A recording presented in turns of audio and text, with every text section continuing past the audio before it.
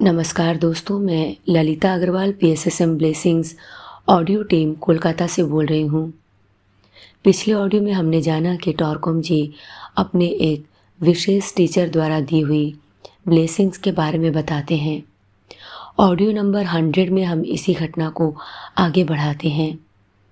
वह बताते हैं, तीसरी ब्लेसिंग तब घटी जब मैं लॉस एंजलिस में आर्मेनियन अपोलोस्टिक चर्च के लिए प्रीस्ट का काम कर रहा था।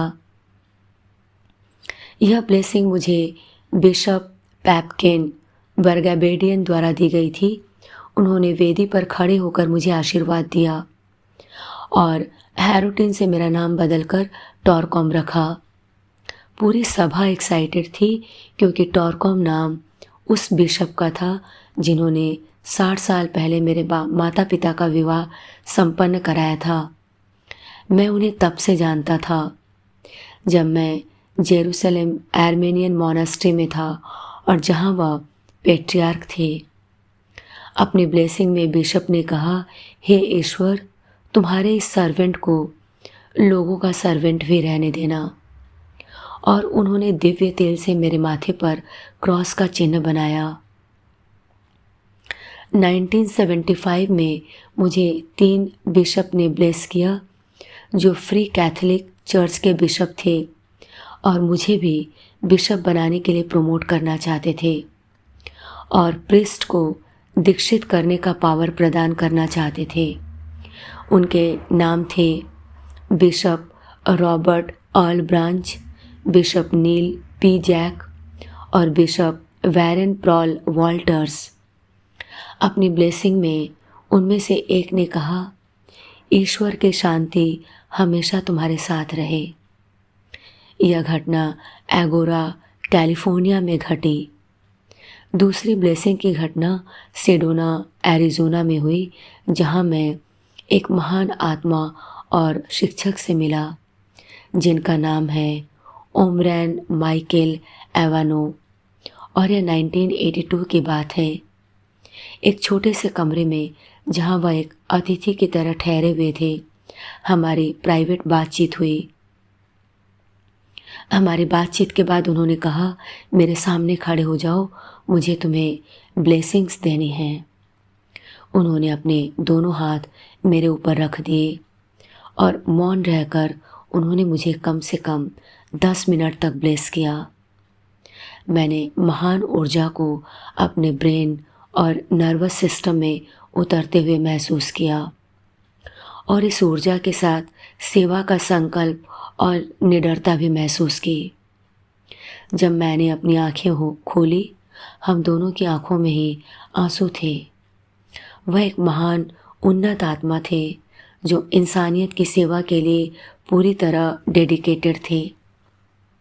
मैं बहुत ग्रेटफुल हूँ कि मुझे इस तरह के ब्लेसिंग्स का अवसर मिला, लेकिन हर बार जब मुझे इस तरह की ब्लेसिंग्स मिली, मेरा जिम्मेदारी का भाव गहरा होता चला गया और सेवा करने का संकल्प मजबूत।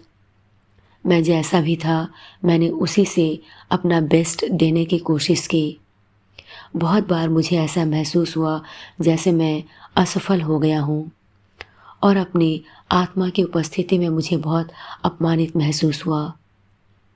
कई बार मुझे ऐसा महसूस हुआ जैसे मैं इन ब्लेसिंग्स के योग्य नहीं हूँ, लेकिन जैसे ही मैंने सोचा कि मैं सेवा करूँगा और अपनी तरफ से पूरी कोशिश करूँगा, यह फीलिंग चली गई।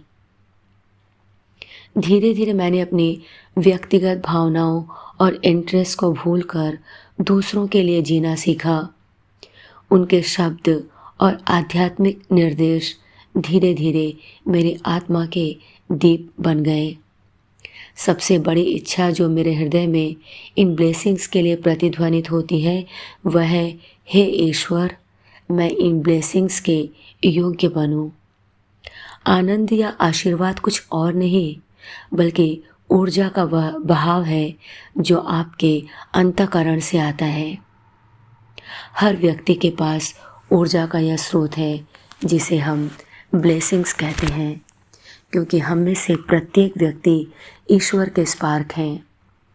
उस एक सर्वशक्तिमान की ऊर्जा जिसने इस पूरे यूनिवर्स और कॉस्मोस की रचना की, वह हम सब के अंदर है। ब्लेसिंग की यह एनर्जी कुछ निश्चित लोगों के द्वारा ज़्यादा बहती है। उनका सीक्रेट यह है कि वे इसे उपयोग में लाते हैं और बाकी लोग इसका उपयोग नहीं करते। इस यूनिवर्स में जिस ऊर्जा को आप यूज़ करते हैं वह निरंतर बढ़ती है, विशेषकर आपके ब्लेसिंग्स, प्रेम, कृतज्ञता, आकर्षणशीलता, विनम्रता और सुंदरता। जब हम इन ऊर्जाओं को उपयोग में लाते हैं, हम इनमें वृद्धि करते हैं, क्योंकि जब हम इनका उपयोग करते हैं हम इन्हें ज़्यादा आकर्षित करते हैं। और जैसे ही हमारी आत्मा का मूल खुल जाता है, ऊर्जा का यह प्रवाह या धारा हमारे जीवन में बढ़ने लगती है। ऐसा क्यों है कि कुछ लोग ब्लेसिंग की इस ऊर्जा को यूज़ नहीं करते? लोगों और घटनाओं को ब्लेस करने के बजाय, जीवन को ब्लेसिंग की दृष्टि से देखने के बजाय वे इसकी निंदा करते हैं, इसे कोसते हैं।